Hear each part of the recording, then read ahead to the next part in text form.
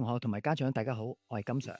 喺上一集我哋講到點解要關注 SATs 同埋當中嘅注意事項，而我都陸續收到好多嘅網友同埋家長嘅正面鼓勵同埋建議，希望我快啲出下一集。喺度我好多謝大家嘅鼓勵，我會繼續努力製作更加多實用嘅數學影片俾大家。而喺今集我哋會集中了解一下究竟喺數學科各份卷之間嘅差異，同埋我會分享俾大家知道如何善用喺英國教育部網站上面嘅 SATs 相應資料，幫助各位用心學習嘅同學同埋愛惜仔女嘅家長。事不宜遲，馬上去片。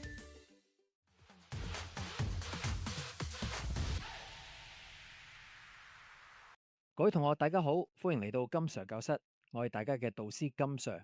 記住，學數學並唔困難，只要你用對嘅方法，數學難題總會有解決辦法。我會用我多年嘅教學同埋議題經驗，陪你一一拆解數學難題。而今日我哋就由呢個重點開始。第一點，究竟喺 SATs Mathematics Paper 1、2 and 3佢哋之間有乜嘢核心嘅差異呢？我利用咗2025年度綜合咗 SATs 數學科3份卷嘅資料，我哋見到喺 Paper 1 Arithmetic 算術總共有36題，總分係40分，30分鐘內完成。Paper 2 Reasoning 推理23題，總分係35分，40分鐘內完成。Paper 3 Reasoning 推理22題，總分係35分，時間係40分鐘。如果我哋計算翻每一份卷各題嘅答題時間，分別喺卷1每題完成嘅時間係50秒，卷2每題完成嘅時間係1分44秒，卷3每題嘅完成時間係1分49秒。我哋可以見到由卷1到卷3每題嘅作答時間雖然長咗，但係其實佢代表住卷嘅難度亦都係相應高咗。跟住落嚟，我哋集中去睇下究竟呢3份卷當中嘅性質有咩分別。喺 Paper 1 Arithmetic 算術，佢嘅性質嘅題型係比較直接，純計算。學生當然咧就唔可以即場用計數機嘅，而重點主要係考四則運算，當中有整數、分數、百分數、小數等等。而 Paper 2同埋3 Reasoning 推理方面，佢嘅性質係比較生活化嘅應用題，考邏輯同埋文字理解，而重點有好多，其中有幾何、比例、文字、邏輯、時間等等。第二個重點，既然 Paper 2同埋3都係考 Reasoning，咁究竟點解要分開兩份卷呢？首先，我哋再睇多一次喺第一集嘅時候提及過嘅 SATs 時間表。喺 Day 3同埋 Day 4都係考數學科，而分別喺呢兩日都會考 Reasoning 嘅卷。要將 Reasoning 分開兩份卷嘅最直接嘅原因係同題目嘅廣度同埋學生嘅耐力有關。根據英國嘅小學數學課程大綱 National Curriculum， 佢嘅範圍極之廣，所以分開兩份卷其實可以確保有足夠嘅題數去覆蓋唔同嘅課題，例如面積、體積、比例、代數、統計等等，避免喺單一嘅試卷裏邊因為題數所限而漏掉咗某一啲重要嘅章節。另一方面就係學生嘅心理壓力。因為 Year 6嘅學生其實佢哋嘅年紀仲係好細，如果將80分嘅推理題集中喺1個小時裏邊完成，對佢嚟講個壓力實在太大。但係如果分開兩日，每份卷係40分鐘，各佔35分，就能夠幫助學生保持呢一個專注力。到第三點，金 Sir 咧喺度俾5個大家一定要知道嘅實戰準備策略俾大家。第一個策略就係要熟悉 past paper。SATs 嘅出題模式好固定，所以咧完成最少最近3年嘅題目，呢個係你一定要做到嘅。而第二點就係練速度 time management， 尤其喺 Paper 1平均得50秒一條。如果你喺某一條難題裏邊卡住咗，咁你就好大機會失分啦。第三點 terminology 術語，例如 sum、difference、product、quotient、remainder、rounding、prime number、improper fraction 呢啲術語，大家係咪已經清楚知道呢？第四個策略係基礎要穩，例如 times tables 12×12嘅乘法係大家所有數學卷嘅根基，大家又熟唔熟呢？如果你唔熟，你做卷就會變得好慢噶啦。第五個重點就係心態嘅平衡。雖然我哋要溫書，但係家長亦都唔好俾太大壓力俾小朋友。SATs 只係小學階段嘅能力證明，我哋仲有漫長嘅時間，仲可以追翻上嚟。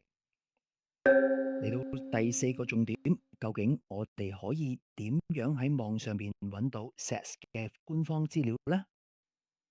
由於以下嘅內容，我會利用英國教育部 Department of Education 網頁裏邊嘅官方 SATs past paper 作介紹。首先，我要作出以下嘅聲明。金 Sir 教室免責聲明：本頻道旨在分享數學考試嘅預備心得同埋應試技巧。喺參考本頻道嘅內容嘅時候，請留意以下嘅事項：教學經驗分享，頻道內所有嘅教學方法、題目分析同埋考試預測，均係基於金 Sir 個人多年嘅教學經驗同埋對課程嘅理解，僅供學術參考同埋交流之用，不保證成績。數學成績受學生個人嘅學習進度、理解能力、練習量同埋考試發揮等多種因素影響。本頻道提供嘅建議並不構成任何形式嘅成績保證或者合格承諾。官方準則為準。雖然金 Sir 力求資訊準確，但係考試要求同埋課程嘅內容或者隨官方例如考評局嘅修訂而改變。請同學務必以最新嘅官方公佈指引為準。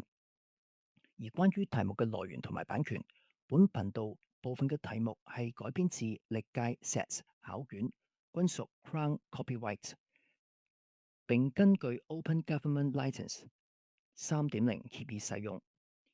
本頻道為獨立教學資源，與英國教育部 UK Department of Education 並冇任何關聯，並未獲得其官方認可或者背書。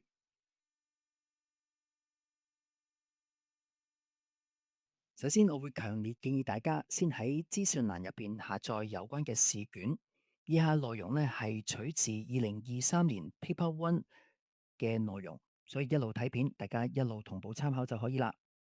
嗱，喺呢個版面呢，我哋會見到呢就係當我哋登入英國教育部網頁嘅時候嘅頁面嚟嘅，上面已經其實清楚列明咗大家可以揾到 Key Stage One 同埋 Key Stage Two 過去3年嘅試卷。之後大家會見到兩類嘅題目，分別係 Standard Materials 同埋 Modified Materials。咁我哋應該揀邊款呢？我會簡單講講兩者嘅分別。首先係 Standard Materials 標準材料，對象就係絕大多數嘅小六學生。設計佢係標準字體嘅大小、標準嘅排版，同埋有彩色嘅印刷、圖片同埋圖表。而 Modified Materials 修改版材料，對象就係有視力受損、閱讀障礙或者其他學習障礙，無法直接閱讀標準考卷嘅學生。目的就係移除咗不必要嘅視覺干擾，確保所有嘅學生都能夠喺平等嘅條件之下展示佢哋嘅數學能力。喺度大家可以見到，其實呢兩份嘅材料喺內容上邊可以視為同一份卷，主要係排版上邊嘅分別。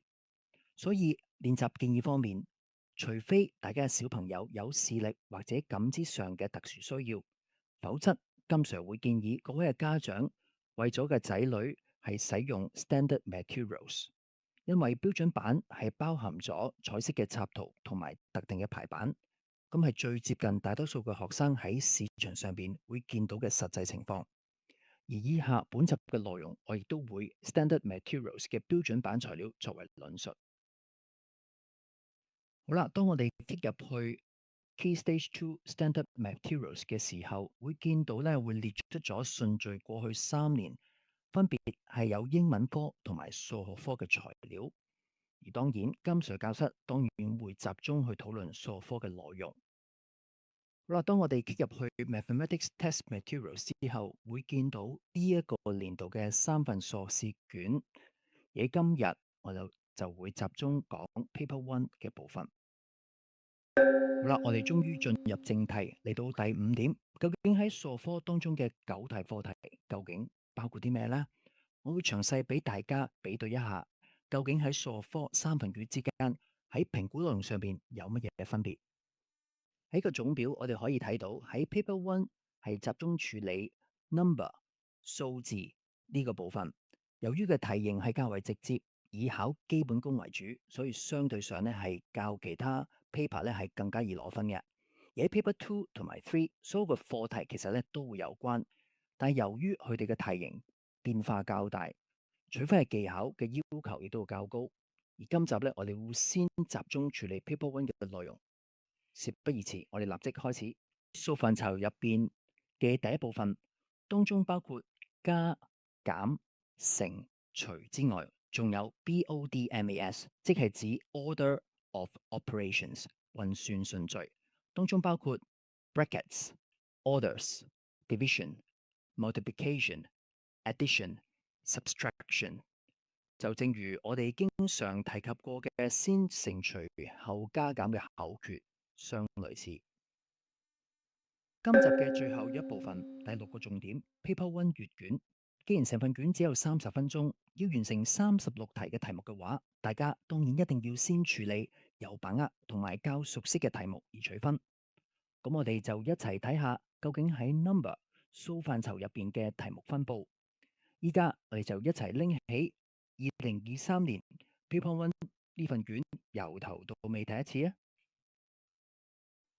好啦，呢個就係2023年 Paper One 數科 Arithmetic 嘅卷面。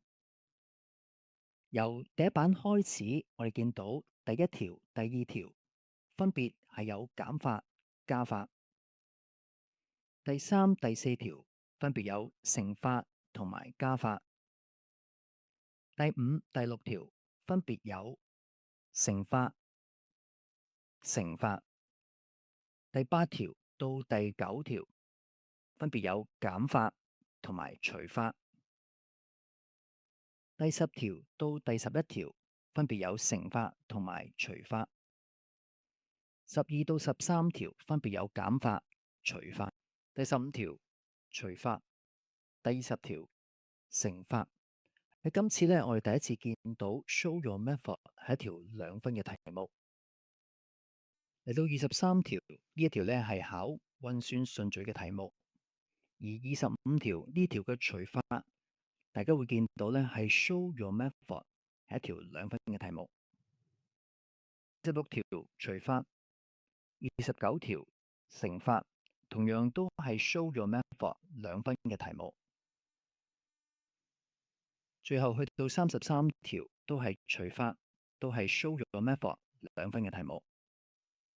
當大家睇完一次份卷之後，發現到啲咩呢？我哋不如試下用呢個題目分析表去了解一下。佔分最多嘅部分分別係除法，佔成份卷 Paper One 嘅22.5%，總共有7題。其次係乘法，佔成份卷嘅20%，總共有6題。而當中分別有4題都係各佔2分 ，Show Your Work 嘅題目。而餘下嘅係減法、加法同埋考核運算順序嘅題目。大家可以見到，由於乘除法佔較大嘅比重，所以大家喺 Times Table 乘數表嘅基本功一定要好熟，先可以加快時間完成所有嘅題目。當今集嘅內容俾到各位 Year 6嘅同學同埋家長都能夠初步對數學科 Paper One 數範疇嘅第一部分有更加清楚同埋具體嘅認識。而喺下一集，我就會同大家詳細講解一下究竟剛剛睇到嘅數範疇題目嘅解題技巧。如果大家欣賞我今集嘅內容，記得點讚、留言同埋分享 ，like and share， 撳埋個鐘仔，有新片嘅時候就會通知大家。當然，大家亦都可以請我金 Sir 飲杯咖啡提下神，繼續製作有用嘅新片俾大家。下次再見，拜拜。